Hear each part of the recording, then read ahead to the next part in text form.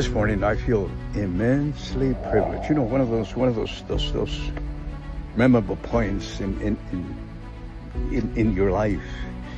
I am at Misan. This is the spiritual capital of the ancient Champa Empire, which inhabited a good part of the middle of Vietnam. The interesting thing about the Misan is that it represents a Hindu culture. Can you imagine that? You know, I never imagined that the center of Vietnam, through the Champa Empire, was Hindu. It was a Hindu country, and specifically, they worshipped the god Shiva from Hindu culture. And Shiva is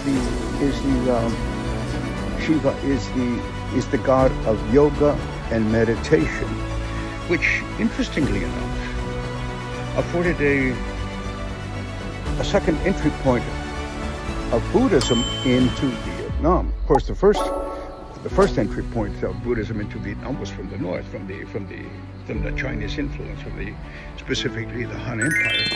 But the fact that Champa adopted a Hindu culture, of course, introduced immense cultural richness and ideas, but it also introduced another fountain, shall we say, of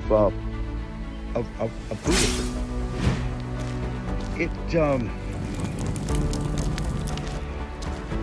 Where and how the Champa Empire acquired Hinduism is very interesting. You know that the Champa were a great maritime power. They traded with their ships all over the area, including as far away as Indonesia, as far away as India, and presumably it was through one of these contacts that Hinduism became introduced into the center of Vietnam.